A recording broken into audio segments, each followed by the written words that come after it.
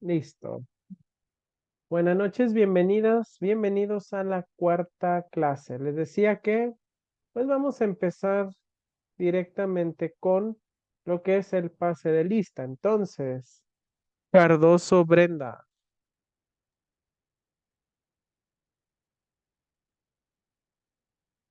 Brenda no está. ¿Me escucha Brenda? Creo que no me ve ni me oye. Cervantes Jessica. Presente. Corales Ana Karen. Presente.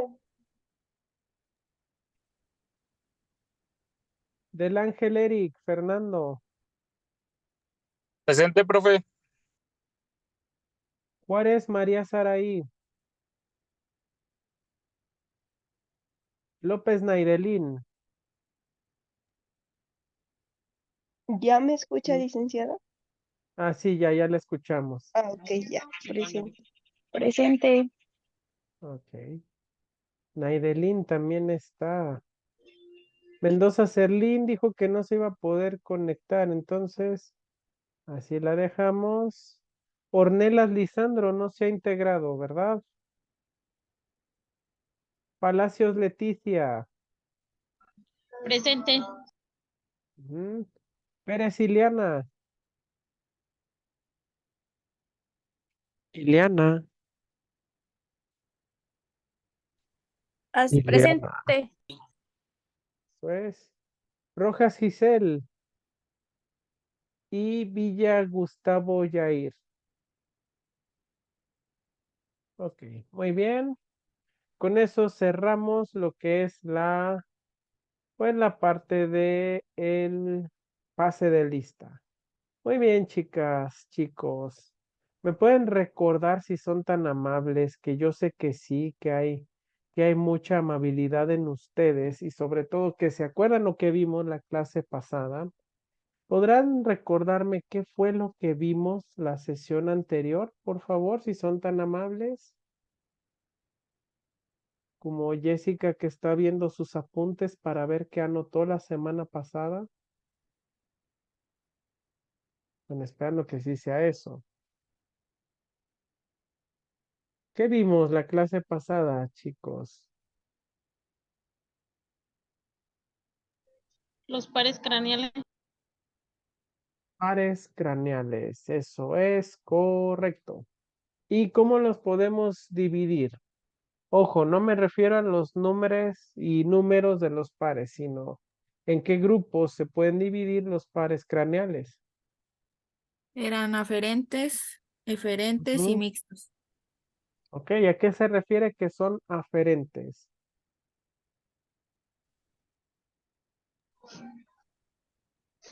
¿Se recibe? Ajá, que reciben ¿qué? Mm, Está cerca, usted la puede. inform- ¿Que reciben qué, perdón? Es que no la oí bien. ¿Qué reciben los nervios aferentes? Son sensitivos o sensoriales. Es correcto, reciben la información sensorial, eso es. ¿Y los eferentes, cuáles serán los nervios eferentes? Reciben información motriz. Mandan, acuérdense, en este caso son los que mandan y conectan las células blancas, correcto. Y un ejemplo que me puedan dar de pares craneales sensoriales, chicos, ¿cuáles podrán estar en esa lista? En esa selecta lista. El olfatorio, Ajá. Par craneal olfatorio sería el sensorial. óptico, Ujú. Y motores, ¿cuáles serían motores? el patético ortopear, Ajá. Coclear, ¿qué más? No, ese es sensorial. ¿Cuáles serían? otorofiscal, Ujú. Sí, abductor. Abducente, ok. Pues creo que sí alcancé a escuchar abducente y creo que está en lo correcto. Creo que lo dijo Ana Karen, ¿verdad? Y está posando con su fondo, Ana Karen. Eso es, muy bien, Ana Karen, excelente.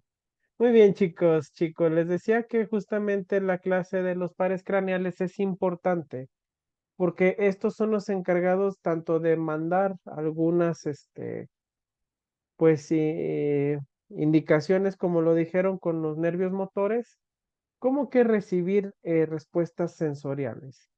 Ahora, ¿de dónde y de qué? ¿Se acuerdan que ya vimos lo que es el mapa de Brodmann? ¿Se acuerdan qué era el mapa de Brodmann?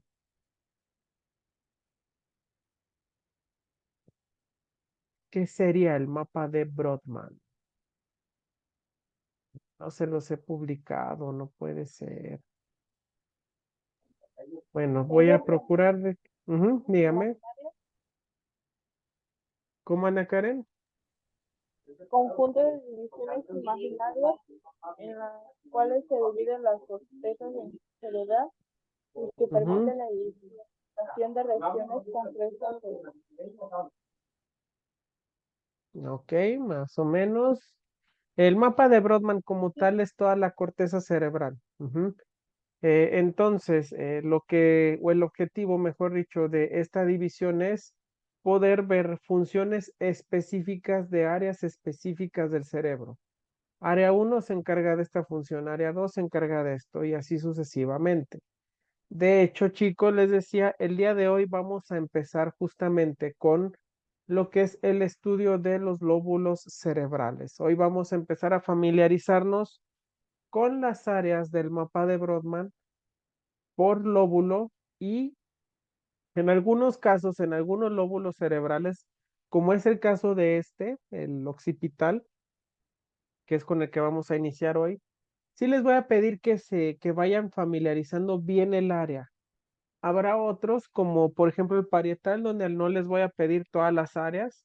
De hecho, en los que siguen no les voy a pedir que se aprendan todas las áreas, pero sí que se familiaricen con al menos una parte o la mayoría de dichas áreas. Pero, como vamos a empezar este primero, sí tendrán que familiarizarse con las áreas del mapa de Brodmann, de las cuales se encarga o mejor dicho, en las cuales se subdivide, no que se encarga, sino las cuales se subdivide el lóbulo occipital. Entonces, para no hacer tanto drama ni estirar tanto, chicos, vamos a empezar, pero permítanme, fallas técnicas. Vamos a compartir toda la pantalla. Eso es. Ujú. Semana 4, chicos. Ya todo esto hemos repasado. Primero, sistema nervioso, bomba sodio, potasio, mesencéfalo y pares craneales. Con esto se cierra el tema sistema nervioso central.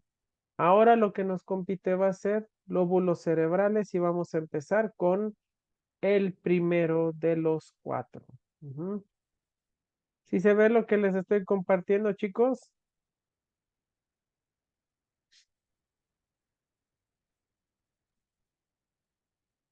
Sí, profe. Eso es.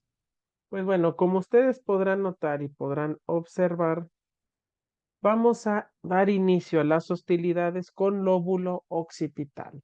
Les decía que para entender lo que es las lecciones que nos ofrece este tema, pues tendremos que ver anatomía, funciones y patologías. Esa va a ser, pues digamos, la nomenclatura clave para poder enumerar los lóbulos cerebrales, sus características y poder estudiarlos de manera adecuada. Entonces, primero la anatomía obviamente, el lóbulo occipital nos dice que este se encuentra en el polo posterior del cerebro y es el menor de los 4 lóbulos externos al córtex cerebral. Es decir, de toda la masa encefálica que tenemos dentro de nuestro cráneo, el lóbulo occipital es el más chico de las 4 áreas. Otro apunte que les tengo que decir, chicas, chicos, es que cuando hablamos de los lóbulos cerebrales no solo hablamos de un lado, sino que están en los dos hemisferios. Recordemos que nuestro cerebro por anatomía, en su corteza, se subdivide a su vez en hemisferios izquierdo y hemisferio derecho. Entonces, cuando hablamos de los lóbulos, no solamente nos referimos a un lado, sino que hacemos referencia a hemisferio izquierdo, hemisferio derecho. ¿Por qué? Dejen quito un poquito esto, porque esto sí lo tengo que explicar. Ahí está. Dentro del tema de los lóbulos cerebrales hay varios, como lo son la asimetría cerebral. Ujú. La asimetría cerebral, para entenderla, hay que ver que justamente como ya vemos, el cerebro en su totalidad se subdivide en dos regiones, hemisferio derecho y hemisferio izquierdo. Eh, Cuando digo simetría, ¿qué piensan ustedes? ¿Qué entienden cuando decimos que algo es simétrico o hay simetría? ¿A qué se refiere la simetría? ¿Y son iguales? Así es, que son iguales. Es, ahora, yo les estoy hablando de un fenómeno llamado asimetría, pero no me refiero única y exclusivamente a que el cerebro es asimétrico en su forma física. Es decir, si tuvieran ustedes la oportunidad de tener un cerebro, ajá, así en sus manitas, lo podrían partir y podrían comparar las estructuras. Físicamente serían un poco distintos, uno más grande que otro, no tendrían las mismas arruguitas, no tendrían los mismos pliegues y el mismo tamaño. En ese sentido, son asimétricos los hemisferios. Pero cuando nos referimos al fenómeno de asimetría es que, por ejemplo, ahorita que vamos a hablar de los lóbulos occipitales, las dos áreas occipitales, es decir, los dos hemisferios cerebrales, aunque se encargan de las mismas funciones, tienen concentraciones distintas. Es decir, el lado de derecho se va a encargar de contenido más como el lenguaje, digamos, o contenido específico, y el hemisferio izquierdo se encargará de la connotación de situaciones más abstractas. Por ejemplo, hemisferio derecho de lóbulo occipital, aunque se encargue que lo mismo del hemisferio izquierdo se va a centrar en una cosa y el hemisferio izquierdo en otra. Ahorita vamos a ver en qué específicamente.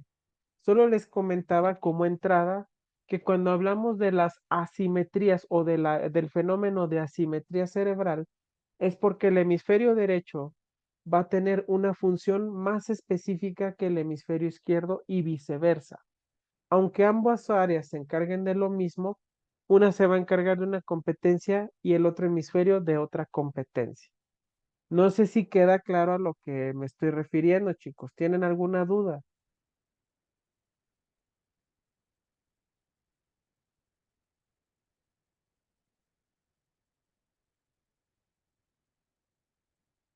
No hay dudas, ok.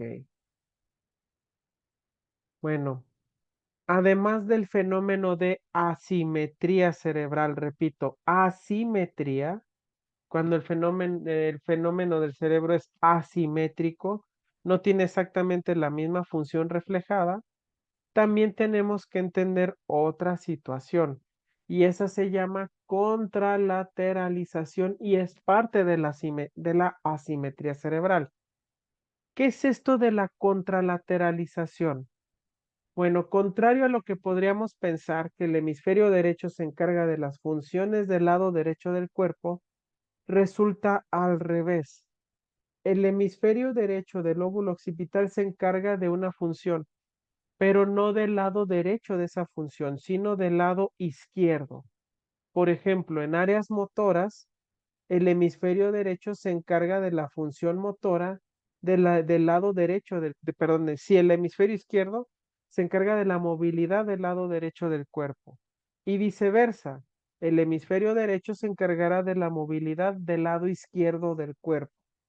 Eso es el fenómeno de contralateralidad y de asimetría. Si ya lo tenemos bien claro, entonces ahora sí pasamos con lo siguiente. ¿Sí quedó claro, chicos?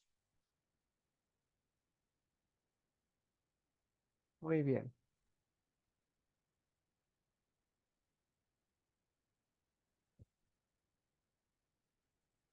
Si ya quedó claro, entonces vamos a regresarnos y adentrarnos en la anatomía para poder entender el funcionamiento de esta área, de estas áreas, mejor dicho.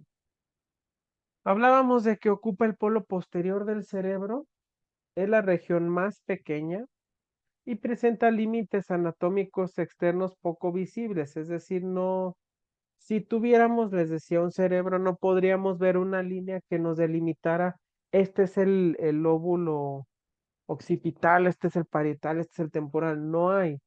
Sin embargo, sí podemos ver que limita en su parte anterior con el lóbulo temporal y en la zona y en su parte superior con los lóbulos parietales, es decir, hemisferio derecho, lóbulo occipital, temporal y parietal. Para que quede más claro, esta es la zona del lóbulo parietal. Esta es la región temporal, giro temporal, por ejemplo, eh, lóbulo parietal y lóbulo frontal. Más o menos estas cositas que ven aquí, estas líneas, también tienen sus nombres. ¿Cómo? ¿Las arruguitas del cerebro también tienen un nombre? Sí, por supuesto. Esas arruguitas que vemos se llaman giros y circunvoluciones.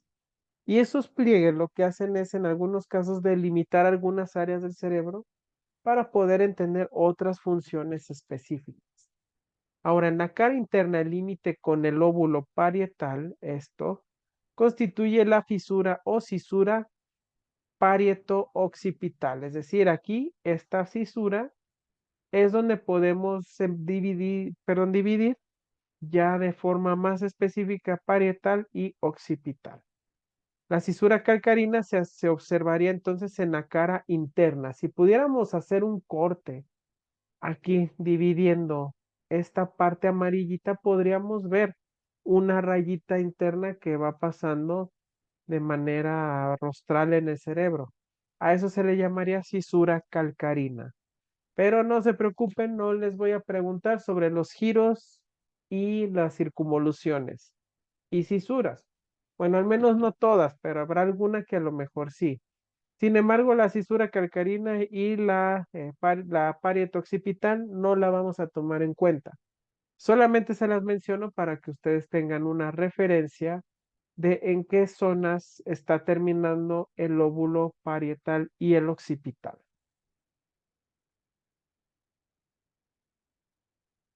Les decía que según sus áreas se distinguen funciones específicas. Bueno, obviamente está cortada la imagen, pero podrán distinguir lóbulo occipital, parietal, temporal y frontal. Y como particularidad, ustedes pueden notar que solamente hay 3 áreas asignadas al lóbulo occipital. Por eso les decía que solo de este sí les voy a preguntar las áreas específicas que lo están conformando. Entonces, como se las voy a preguntar, pues se las tengo que decir. ¿Y esas cuáles son? Área 17, que es la última, la que está en el borde de este lóbulo occipital. 18, que es la penúltima área del cerebro. Y 19, que es la zona del occipital donde está la fisura parieto-occipital y donde colinda también con el lóbulo temporal. Entonces, 19, 18 y 17 son las únicas 3 áreas que, de las cuales se subdivide el lóbulo occipital. Repitan conmigo, 17, 18 y 19. No los oigo, chicos. Dicen, ay, ¿a poco voy a repetir? Pues sí, estaría bien, pero bueno, está bien. Ya vi que no quieren hacerlo. Entonces, ¿Qué vamos a ver? Esto es la anatomía. Ya vimos las áreas donde se encuentran. Ahora, ¿qué nos toca ver, chicos? Pues sí, evidentemente, funciones de dichas áreas. Y pues vamos a verlas precisamente en el orden numérico en el que están, de afuera hacia adentro. Y en este caso sería el área 17 del lóbulo occipital. Ok. ¿De qué se encarga esta área específica? Bueno, esta rodea la cisura calcarina y pues se sitúa en el extremo posterior del polo occipital. Pero ¿de qué se encargará? Corresponde, chicos, al córtex visual primario. ¿Qué quiere decir eso? Básicamente, lo que es el área 17 es el área a donde llega el estímulo visual de manera interna. ¿Mm? ¿Se acuerdan que vimos obviamente los pares craneales? Bueno, pues, esos pares craneales lo que hacen es mandar la información a la corteza visual primaria. Bien sencillo. Desconecto Kitor y explico.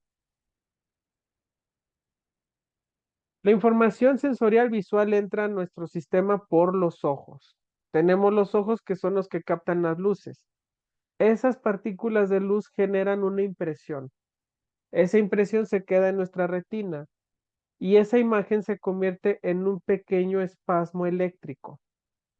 Bueno, del ojo se traslada por todo el par craneal óptico, desde donde termina el ojo, el globo ocular, hasta llegar al extremo de nuestra cabeza. Pasa de lado a lado ese par craneal, llegando al área 17, que es la encargada de recibir la información visual.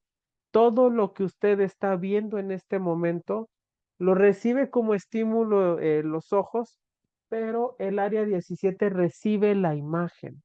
Si usted puede ver, es gracias a la función del área 17 de los lóbulos occipitales. Es la que recibe la información del ojo.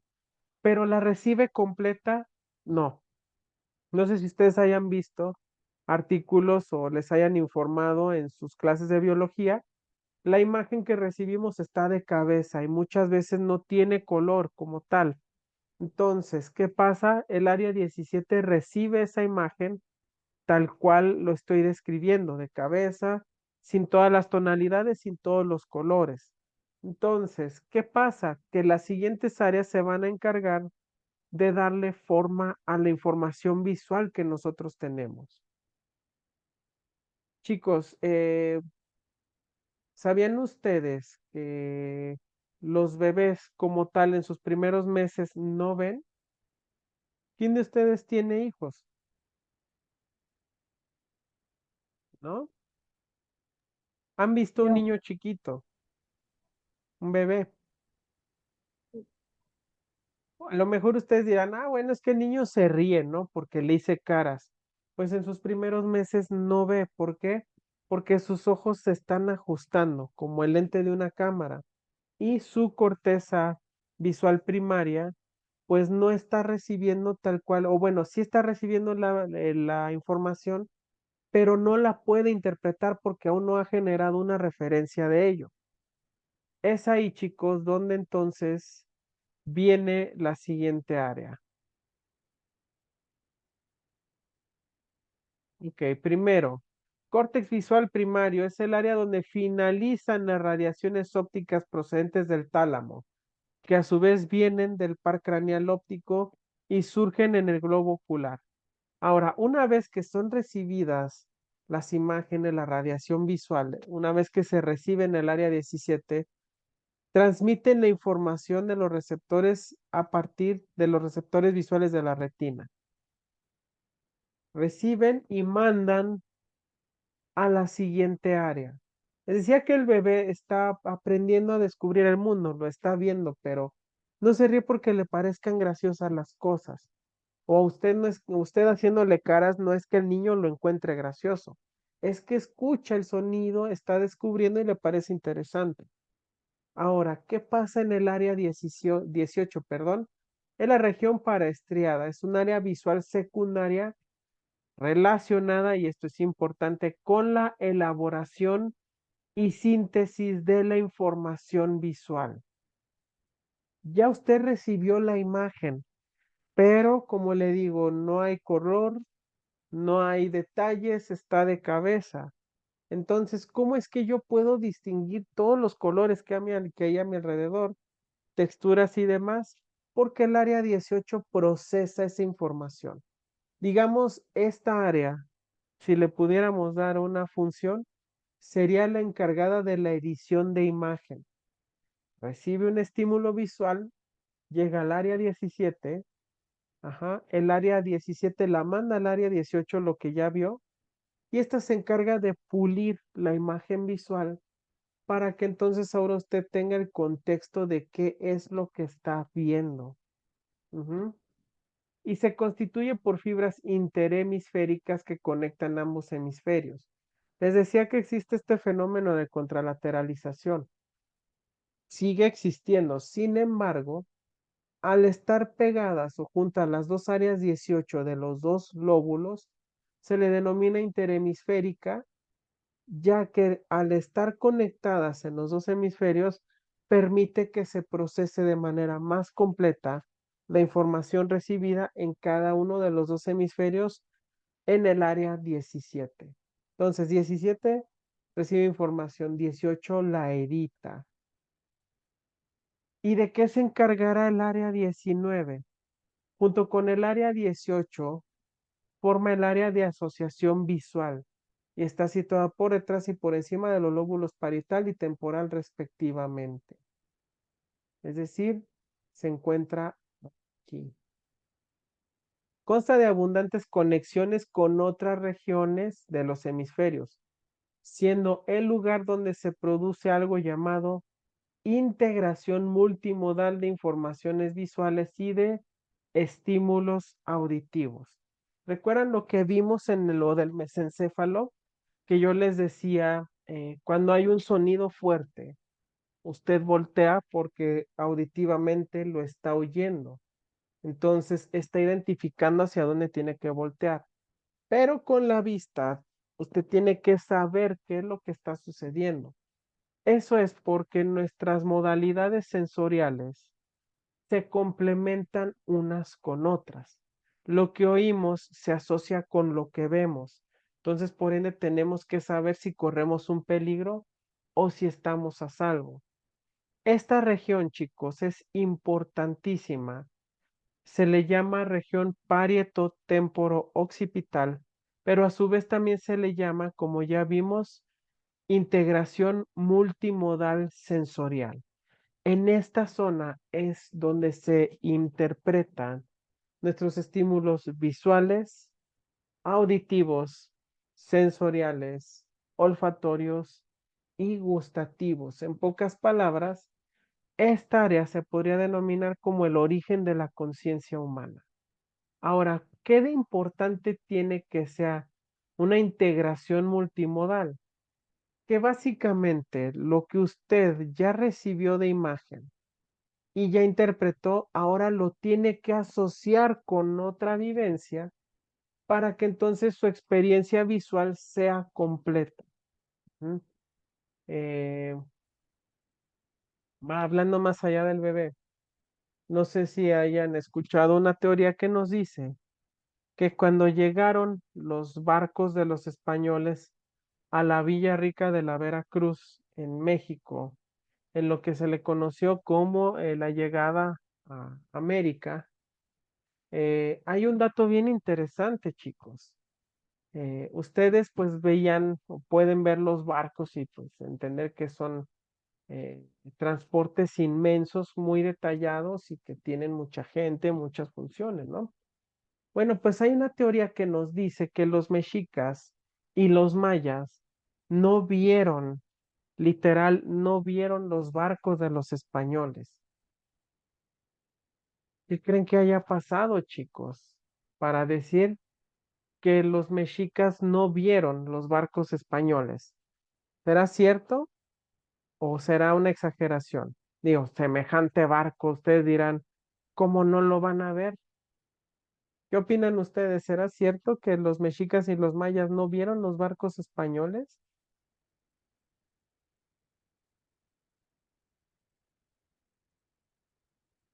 ¿Y qué opinan? ¿A qué se referirán?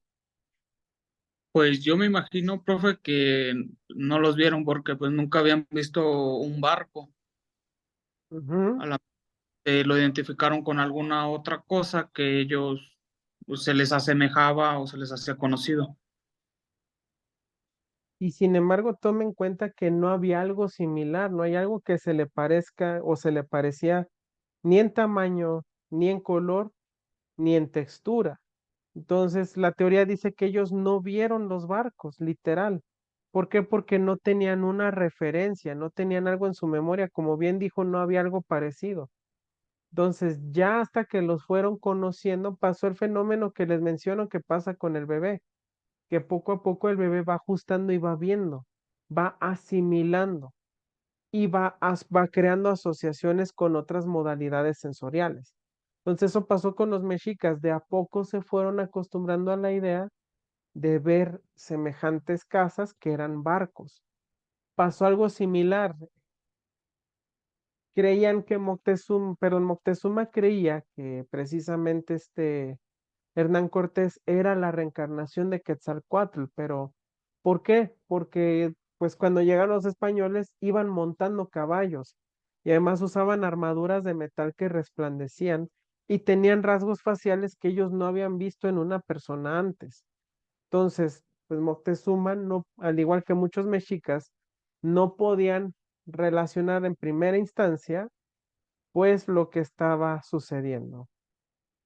Jessica, Ileana, ¿todo bien? Mira, ¿sabe qué está pasando con sus compañeras? Entonces, queda claro este proceso de la integración visual.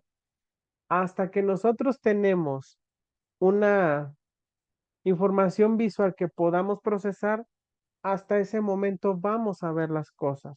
Hay personas que a lo mejor no es que estén ciegas, sino que al ver algo que no habían visto antes, no lo pueden identificar, no lo equiparan y no lo asocian con algo. Por ende, áreas 18 y 19 no le dan forma a esa experiencia visual que están teniendo.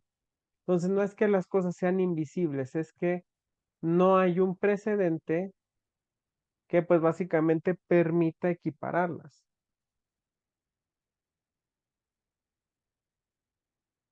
Funciones. Si estamos hablando que áreas 17, 18 y 19 son visuales primarias y visuales secundarias, pues entonces evidentemente la función básica del lóbulo occipital consiste en el procesamiento de la información visual.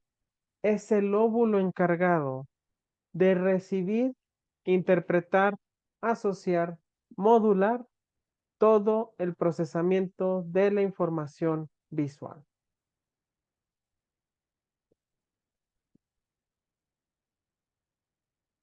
Las áreas visuales primarias identifican parámetros como color, brillo y movimiento de imágenes visuales recibidas. Y las áreas visuales secundarias integran esas sensaciones visuales transformándolas en preceptos visuales. Es decir, usted recibe movimiento, colores, imagen, pero propiamente las áreas secundarias van a asociarlo con algo que usted ya haya visto para poder integrarlo y que usted pueda, pues, percibir de manera más concisa lo que está viendo, lo pueda identificar. Digamos que nuestras áreas visuales secundarias son las que se encargan de darle forma a las cosas. Lo mejor, si no existieran o no hicieran su labor, usted vería todo como si estuviera desenfocado. Vería los colores, vería formas, pero a lo mejor no las distinguiría.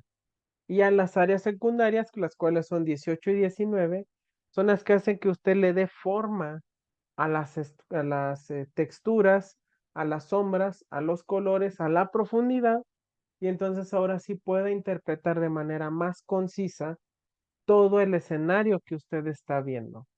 Áreas terciarias visuales, como sería pues ya propiamente solamente área 19, pues básicamente realizan una integración multimodal. ¿Cómo?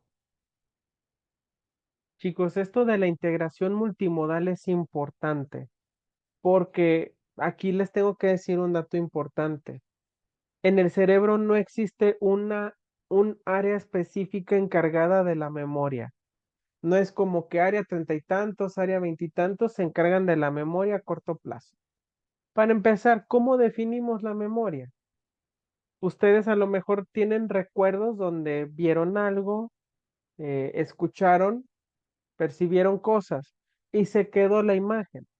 Bueno, pues propiamente el recuerdo no es una memoria, es una integración multimodal. Les decía que a lo mejor en un punto ustedes llegan a oler la comida favorita que a ustedes más les gusta. No sé, por ejemplo, a lo mejor a alguien de aquí le gusta el pozole, huele el pozole pasando en un lugar de la calle y a lo mejor huele similar al pozole que preparan en su casa. O sea, a lo mejor oliendo ese pozole en la calle, a usted le llega la imagen de un evento agradable que vivió en su casa. Pero para eso va a recordar y va a venir tanto el estímulo olfatorio del olor del pozole, el estímulo visual de lo que usted estaba viendo en esa vivencia, el estímulo auditivo va a escuchar cosas, ajá, que escuchó en ese momento, va a degustar y va a sentir. Así es como funciona la memoria realmente, chicos, con asociaciones. Entonces, si una de las funciones de las modalidades visuales o auditivas estimulan a las demás, se va a venir todo un recuerdo que ustedes van a asociar con lo que está sucediendo en ese momento. Y lo mismo pasa con cosas desagradables. No solamente si a usted le gusta algo, si a usted le disgusta algo, también va a ocurrir que va a haber una asociación. De hecho, ese es el principio de una fobia, chicos. No sé si recuerdan que les había dicho, pero las fobias tienen ese principio. Un estímulo que hace que tú asocies una experiencia de forma negativa, igual la vas a generar una reacción de ansiedad, de miedo irracional ante algo que aparentemente no tendría por qué generarte esa reacción. No sé si me doy a entender, pero activando una memoria, una memoria modal sensorial, las demás se van a activar y van a complementar todo el panorama para que usted tenga, digamos, un recuerdo completo.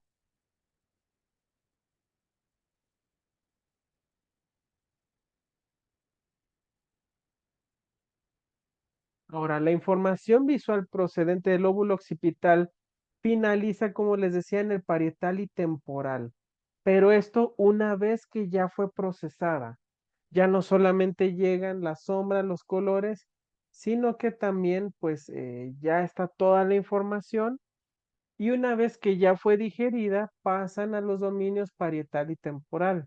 Ujú.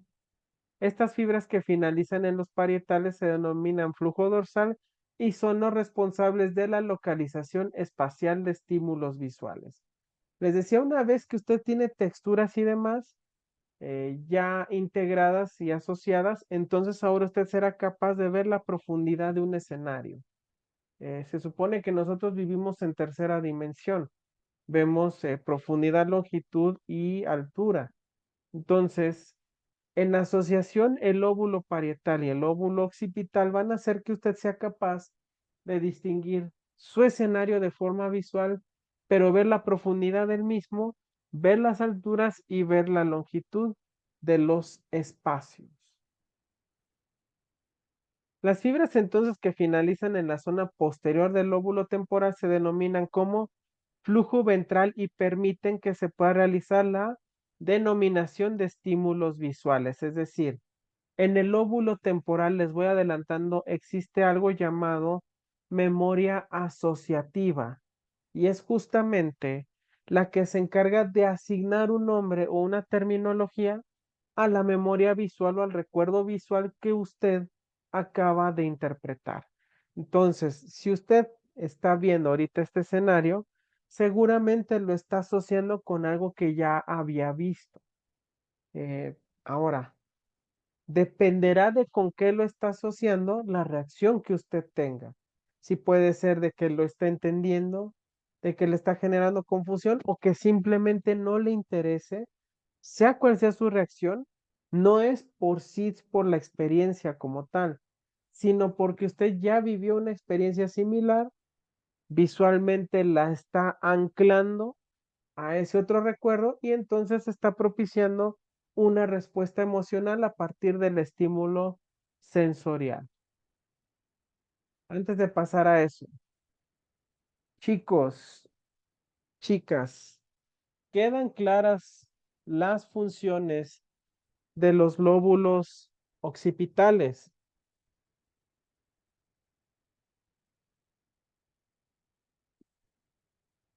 ¿Queda claro?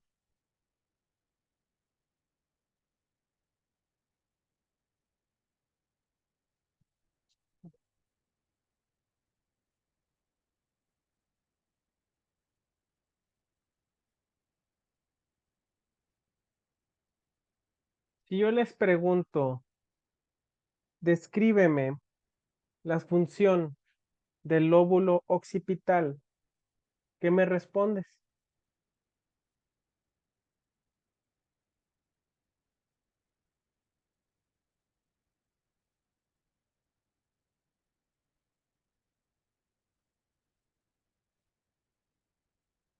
Híjole, los agarré en curva.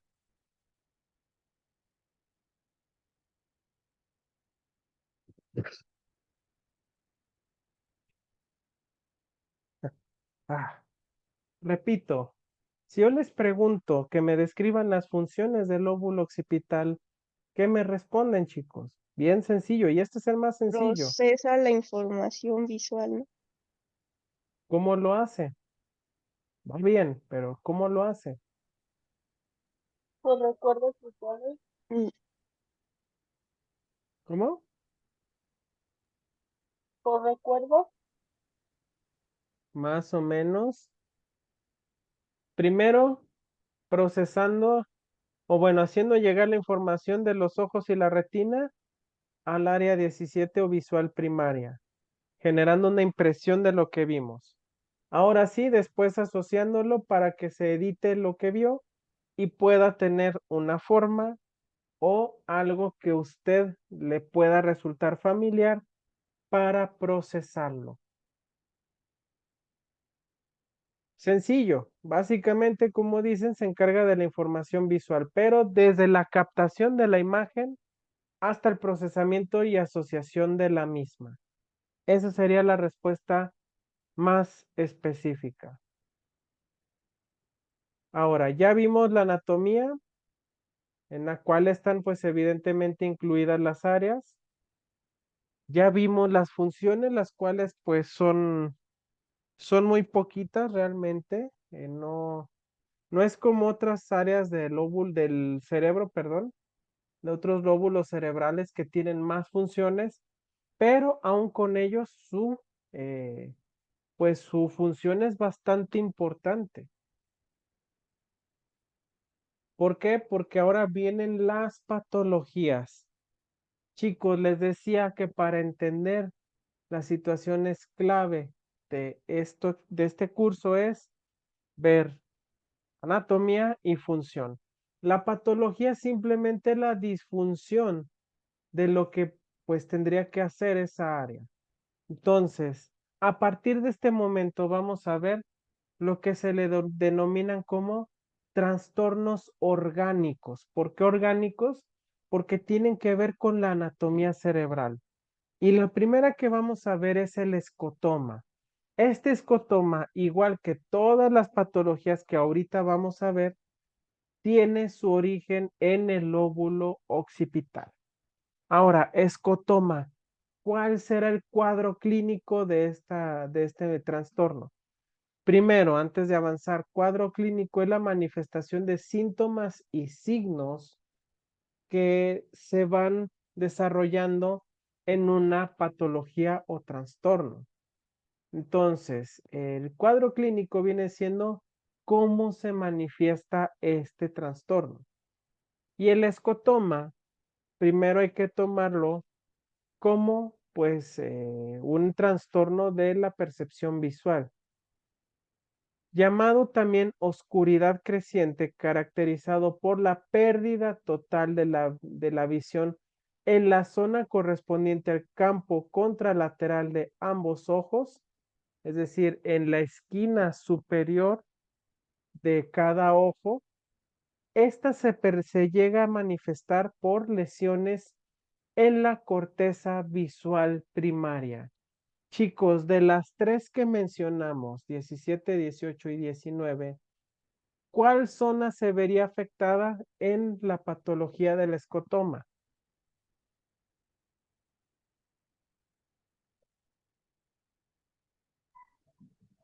La 17. ¿La cuál? ¿Cuál dijo, La 17 compañera? porque no recibe la imagen. Ajá. ¿Dijo 18 o dijo 19? 17. 17. ¿Están de acuerdo con su compañera? ¿Será el área 17 la que se lesione una persona que posteriormente va a manifestar escotoma? ¿Quién respondió? ¿Fue Leticia, verdad? ¿O fue Ana Karen?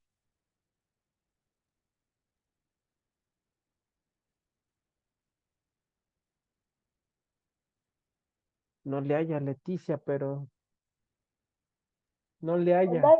No, Ah, ¿fue usted, Ana Karen, o fue usted, Leticia? Let's dijo la 17. Yo. Ok, dicen las dos, fui yo. Bueno, pues, ¿qué creen, chicas? Que si usted dijo área 17, está en lo correcto. Para que el escotoma se dé, una lesión en cualquiera de los dos hemisferios, área 17. Existe la particularidad de que se pueda dar solamente en uno de los dos hemisferios. ¿Qué pasa si, por ejemplo, se daña el área visual primaria del hemisferio derecho? ¿Cómo se manifestaría? Una oscuridad creciente en la parte superior del ojo izquierdo. Pero solo la persona que tiene el daño vería este daño, solamente. ¿Cómo se manifiesta? Bueno, para ello hay que ver qué significa y por qué este nombre. Se puede ver o puede ser positivo cuando el paciente es consciente de su déficit visual, pero también negativo. Esto no sé si se acuerdan que lo vimos en psicopatología, chicas. Chicas, yo les mencionaba que existen síntomas negativos y síntomas positivos. Negativos cuando la persona no es consciente de la patología que está sufriendo. Y positivos cuando la persona sabe que hay algo mal. Por ejemplo, hablábamos de la esquizofrenia, le mencionaba un poco esquizofrenia. Esa llega a ser negativa cuando la persona no nota que está teniendo un lapso psicótico. La depresión es negativa cuando la persona no se da cuenta que está pasando por desmotivación, tristeza, baja autoestima, pérdida de peso, etcétera. Entonces, ¿el escotoma puede ser también negativo? Sí, la persona puede ser no consciente de que está percibiendo erróneamente su esquema visual. Pero ¿cómo puede ser negativo si se ve afectada la visión? Bueno, pues es que la realidad es que empieza como un pequeño punto negro a la altura de la esquina superior de cada ojo, pero que conforme va pasando el tiempo, ese punto negro se va haciendo más grande. Entonces es negativo cuando la persona no se da cuenta que está viendo un puntito negro. ¿Por qué? Porque pues ¿quién se daría cuenta que en un cuadrante del ojo estás viendo un puntito negro? Ahora, si se da cuenta, pues, ¿qué tan peligroso podría ser si solo es un punto? Lo malo es que se vuelve a ser positivo, se hace de síntomas positivos cuando ya el daño ha crecido considerablemente. La extirpación quirúrgica de ambas áreas visuales produciría un fenómeno llamado ceguera. Ahorita lo vemos. Pero podrían persistir algunos reflejos visuales. Y en el caso del escotoma, no es la extirpación total, es un daño en las regiones del área 17. Si es en los dos hemisferios, ese puntito se va a ver en los dos ojos. Si es en el hemisferio izquierdo, solo se verá en el ojo, perdón, si es en el hemisferio izquierdo, solo se verá en el ojo derecho y viceversa. Pero poco a poco se va haciendo más grande este punto hasta llegar a producir el fenómeno de ceguera a partir, o bueno, descrito a partir de la extirpación de ambos lóbulos occipitales.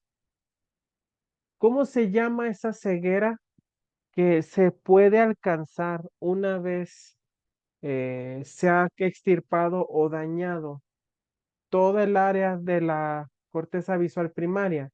Se le llama ceguera cortical.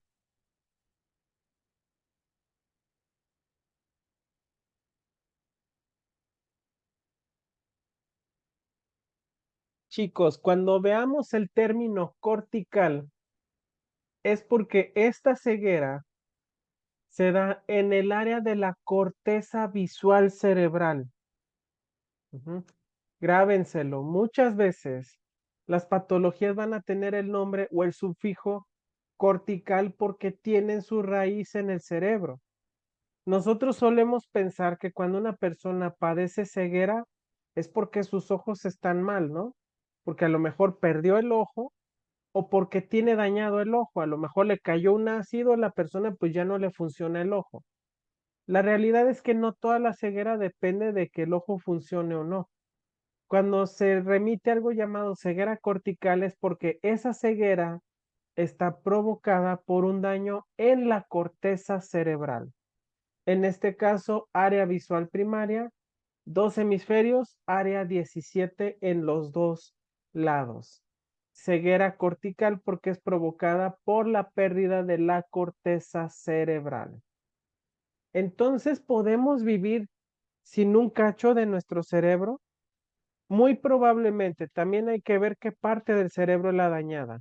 Pero en este caso, al dañarse las dos áreas 17, el ser humano puede vivir. La cuestión es que entonces ya no puede interpretar la información visual. Aquí habrá que ver algo bien interesante, chicas, chicos. Puede ser que a lo mejor una persona esté pues desarrollando un trastorno de ceguera. Ujú. Para poder determinar qué tipo de ceguera es, pues hay que revisar los ojos.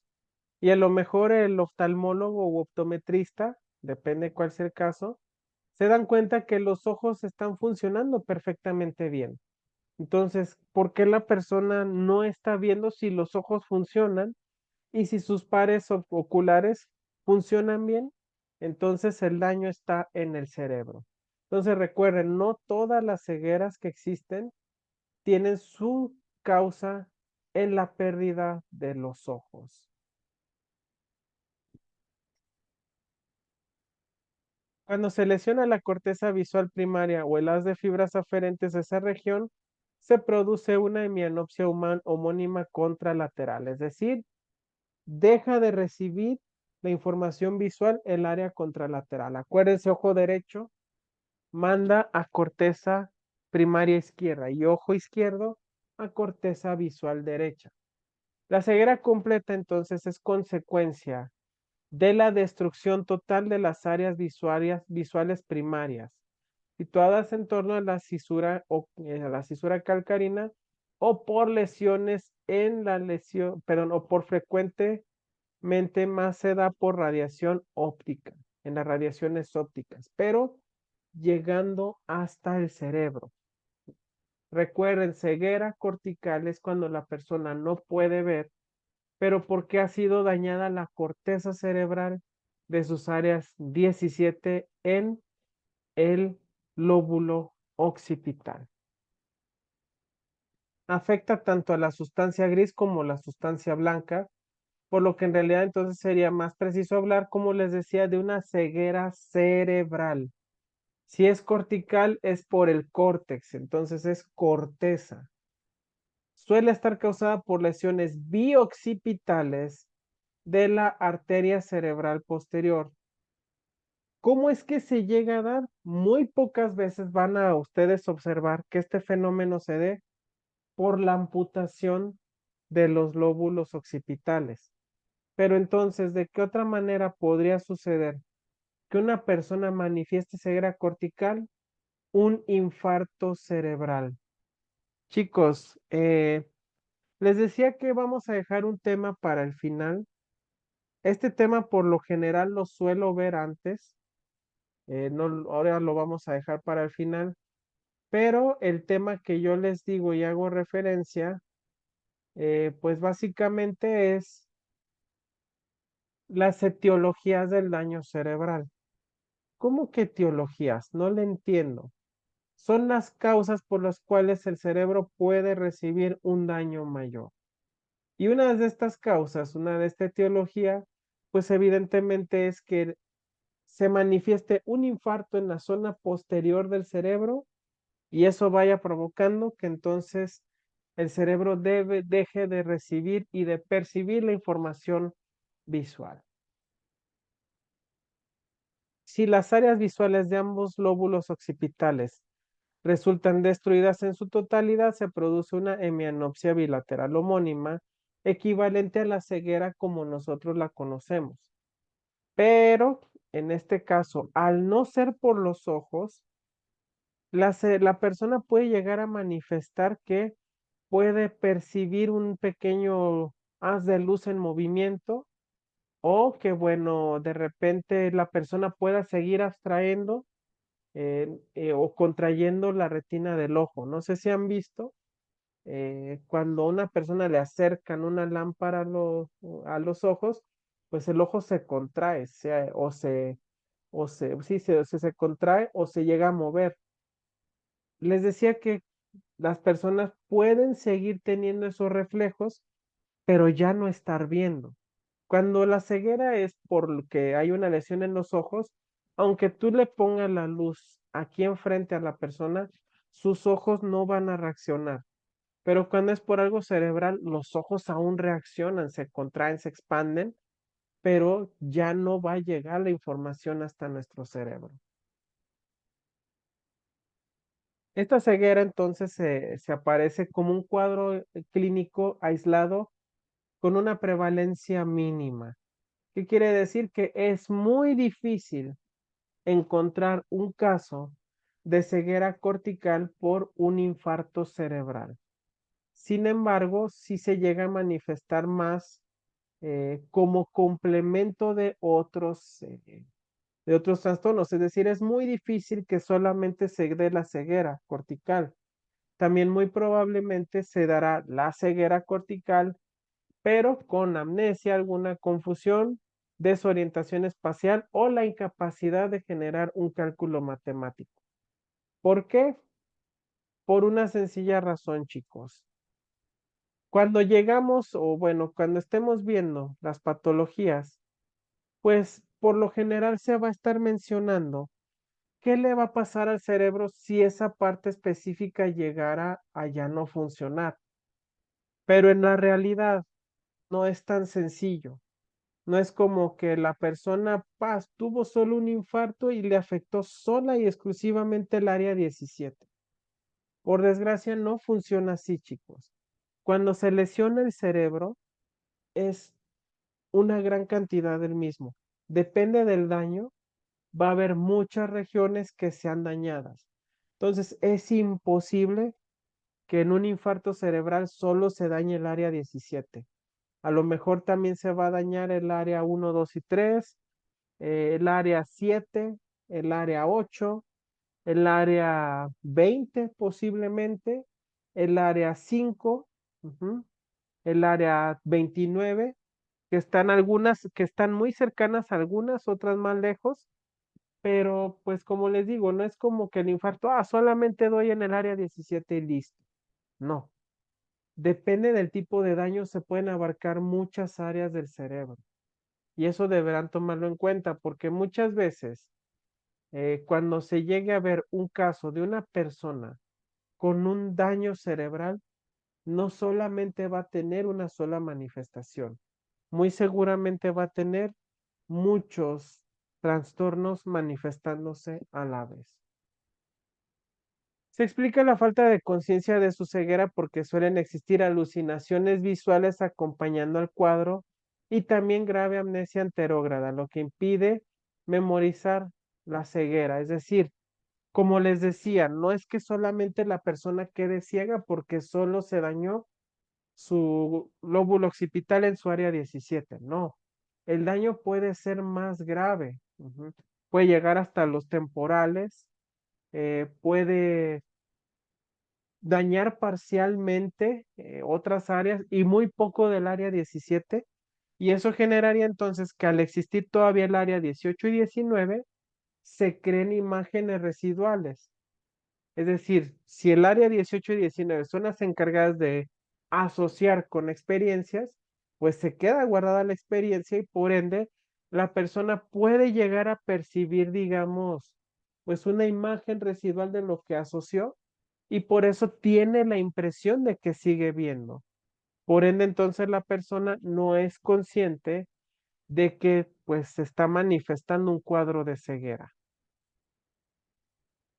Una noticia que tengo que mencionar es que una vez presentándose y dándose un daño orgánico, es prácticamente imposible que una persona se pueda recuperar al 100% de cualquiera de estas patologías. El pronóstico es pesimista cuando la pérdida de la visión tras el accidente cerebral es total. Es decir, una vez un infarto, un tumor o algo daña las áreas 17 y 18, no hay marcha atrás, la persona ya no va a volver a ver. Se los digo porque no solo existe este tipo de daño, ya más adelante vamos a ver lo que es la afasia, la agnosia y la apraxia.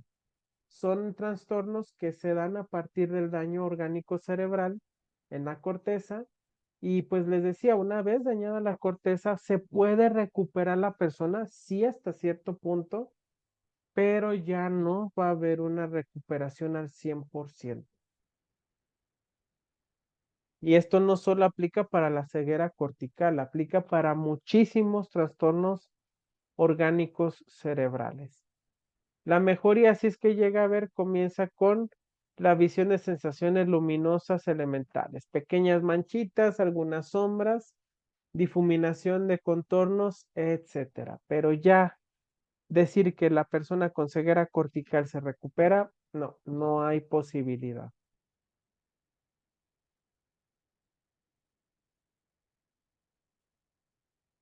¿Qué otros trastornos entonces se pueden manifestar? Les acabo de mencionar los 3 trastornos básicos: afasia, apraxia y agnosia. ¿Qué es una agnosia? Por su, eh, por su raíz grecolatina, agnosia viene del verbo gnosis, que quiere decir conocer. Entonces, la agnosia viene siendo la falta de del conocimiento, perdón, es decir, es un desconocimiento. La agnosia es cuando un estímulo, ya sea en su modalidad visual, olfatoria, gustativa, ajá, entonces se presenta, pero ya no lo podemos reconocer como tal. ¿Existen agnosias auditivas? Sí, sí existen, pero se asocian más, por ejemplo, al lóbulo occipital, las agnosias visuales. En el escotoma y en la ceguera cortical vimos que el área dañada es el área 17. Bueno, en las agnosias visuales ya nos vamos al otro lado, a las áreas secundarias, que son el área 18 y 19. ¿Qué quiere decir esto? Que la persona sigue recibiendo la información visual, pero ahora ya no la equipara a información visual que tenía antes. Es decir, ya no podrá generar una asociación y por ende ya no podrá reconocer ciertas cosas. Les decía que si solo el área 17 existiera, veríamos sombras, contornos, figuras, a lo mejor colores, pero no distinguiríamos aquellas cosas que pues están dándole forma a ese contorno. Se caracterizan, como les digo, por la incapacidad para interpretar el significado de estímulos percibidos a través de la vista, sin que exista un déficit sensorial que lo justifique. Es decir, una persona puede decir que no puede ver algo, no ve los colores, no ve contornos, pero no los ve porque no porque sus ojos estén fallando, sino porque sus áreas asociativas visuales son las que no están funcionando adecuadamente. Entonces, se pueden ver las sombras, los contornos, pero tal vez no reconocer qué cosas son. ¿Hay distintos tipos de agnosia visual? Sí, los vamos a ver también. Suelen ser causadas, esta igual que la ceguera cortical y el escotoma, por accidentes vasculares, es decir, un infarto cerebral, un, una embolia cerebral, ¿verdad? Una trombosis en las venas cerebrales o por accidente traumático. Chicos, en la clínica hablar de accidente traumático se refiere a aquellas heridas que son causadas por un traumatismo, es decir, un golpe, una afectación física. Pero también en la patología, lo que es la psicopatología, el traumatismo también se refiere a envenenamiento, es decir, que la persona tome alguna sustancia tóxica que dañe parte de su cerebro. Entonces, las agnosias visuales pueden ser provocadas por un aneurisma, por una hemorragia, un infarto cerebral o por daño, por un golpe o por consumo de drogas que alteran el cerebro. La agnosia visual puede afectar la capacidad de identificar palabras, dibujos, objetos conocidos, es decir, aquí la clave es que la persona ya conociera ciertas cosas, pero ahora al volverlas a ver ya no sepa de qué se trate.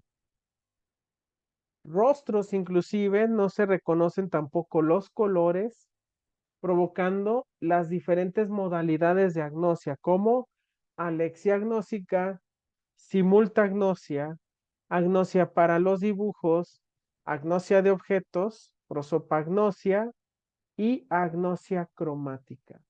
No se preocupe si no anotó, las vamos a ver cada una de estas.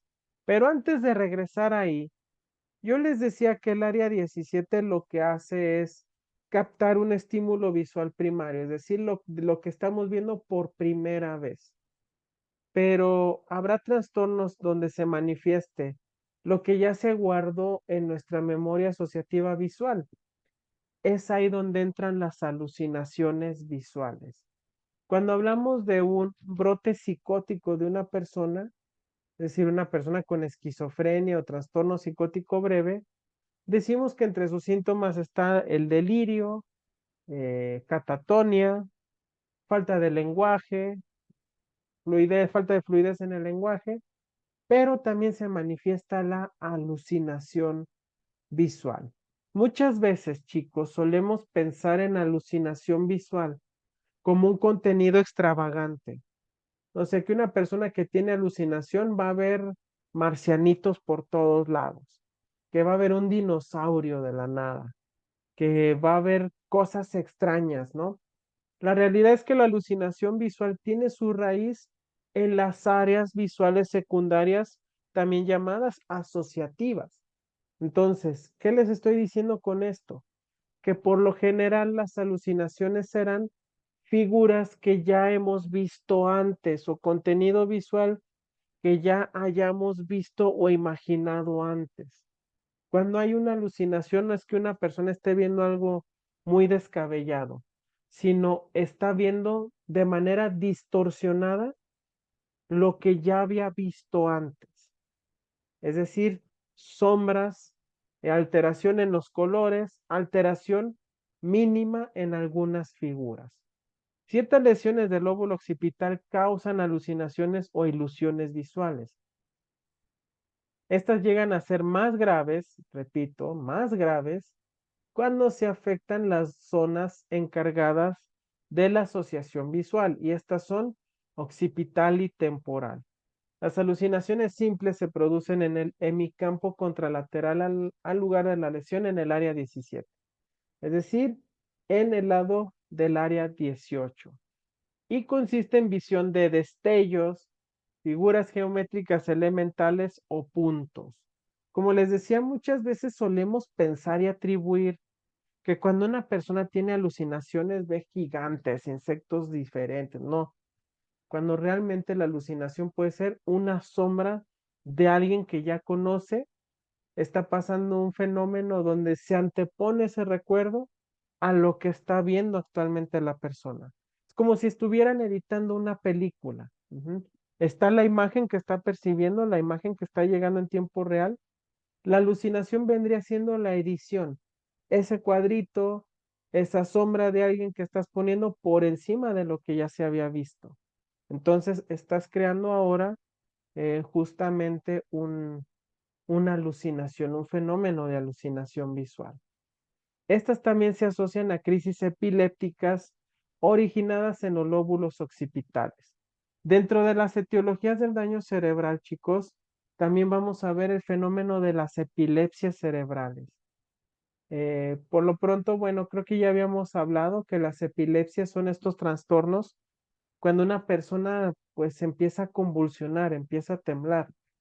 Les decía que este fenómeno de epilepsia no solo es general en todo el sistema nervioso central, sino que también se da en áreas específicas. Y una de ellas puede ser epilepsia del lóbulo occipital. Al temblar las áreas visuales, pues evidentemente se estaría creando una mezcolanza de imágenes residuales, de imágenes asociadas con lo que se está viendo en el momento que se está percibiendo. Entonces, así la estimulación de áreas visuales puede producir percepción de sombras, colores, movimientos o experiencias visuales elementales. Les decía, no se va a producir una alucinación compleja, no va a haber algo tan descabellado.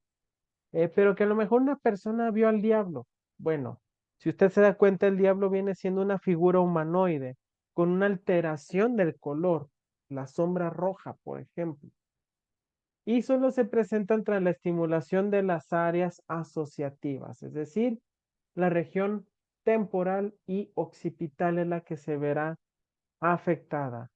Esto es importante, así es que guárdenlo porque más adelante vamos a hacer referencia a esa patología. Hasta aquí, chicas, chicos, dudas, preguntas. Preguntas.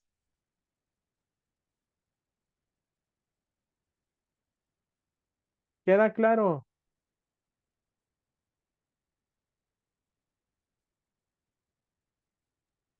Sí,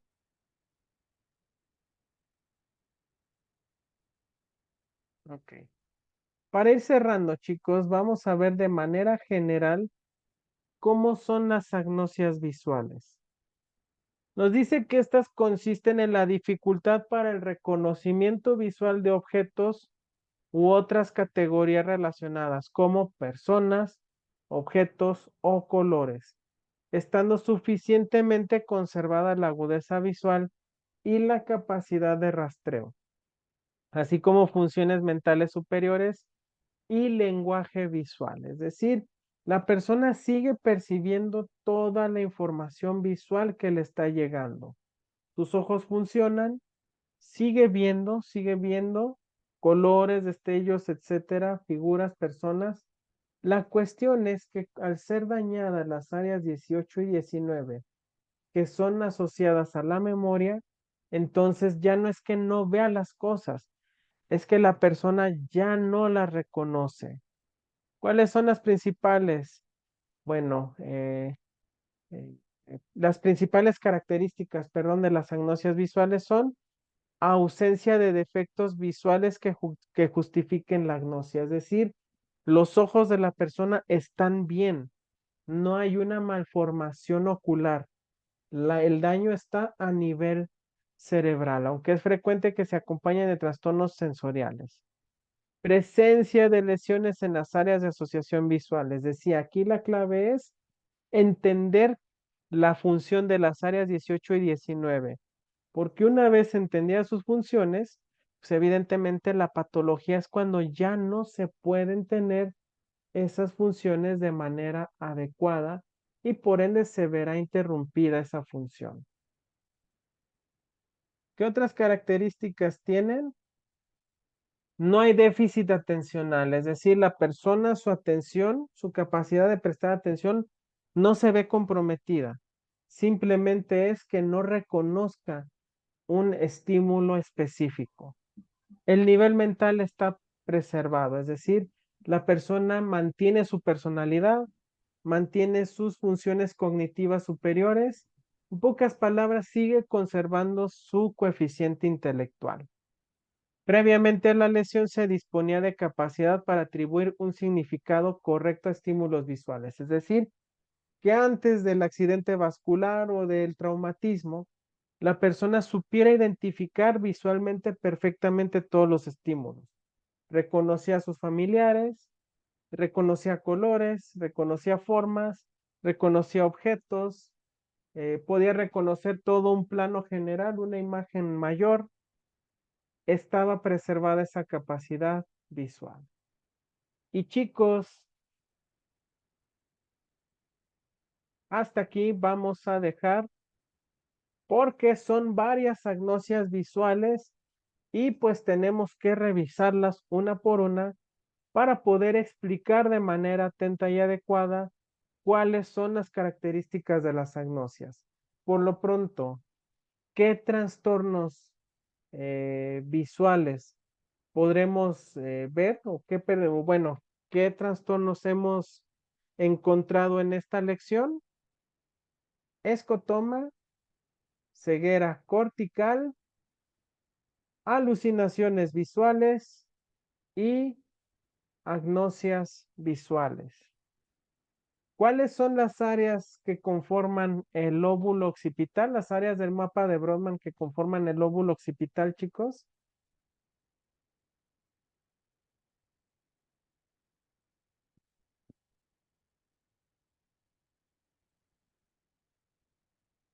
¿Cuáles serán las áreas? 17, 18 y 19. 17, 18 y 19. ¿Cuál es el área denominada como visual primaria? La 17. Ok, ¿por qué se le denomina como visual primaria? Porque es lo primero que ves.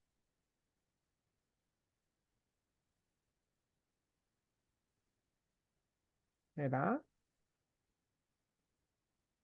Es lo que recibe la imagen de lo que usted está Ajá. viendo, que no es lo mismo. Áreas Sí. visuales secundarias, ¿cuáles son? 18, 19. Ok. ¿Y por qué se les llaman visuales secundarias? Ah, porque después de que la 17 se encarga de recibir las señales que le envía el ojo, la 18 se encarga de añadirle color, textura y todo eso. Entonces necesita de la 17, por eso ya es Ujú, secundaria. ujú, excelente, muy buena respuesta. Y el área visual terciaria es porque se asocia a la memoria visual, a lo que usted ya vio, comprendió y entendió de su entorno. Excelente, chicos, muy bien. Quiere decir que vamos entendiéndolo. Chicos, informo lo siguiente. La próxima clase vamos a terminar de ver las patologías del lóbulo occipital, es decir, todas las agnosias visuales. Vamos a explicar su cuadro clínico y pues una vez que terminemos, porque sí nos va a librar terminar de ver todas las agnosias, empezamos inmediatamente con la anatomía y funciones del lóbulo parietal. Nos vamos a ir parietal, perdón, occipital, parietal, temporal y frontal. ¿Alguna duda, pregunta, aclaración, chicos? Ok, les comento, este es el lóbulo fácil. Después de este, vienen funciones más complejas. ¿Sale? Entonces, ahorita no les he dejado tarea, ¿verdad? Híjole, creo que quieren tarea. Esas caras de sí necesitamos tarea. Están haciendo presente. Lo voy a pensar para la siguiente clase, ¿sale? Ahorita no les voy a dejar.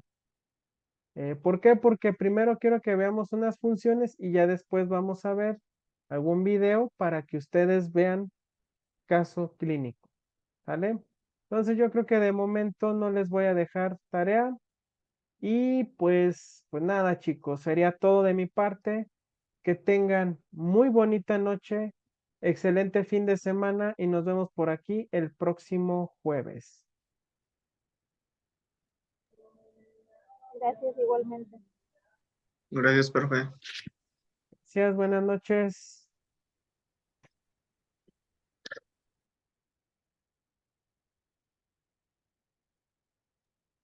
Hasta luego, profe. Y luego.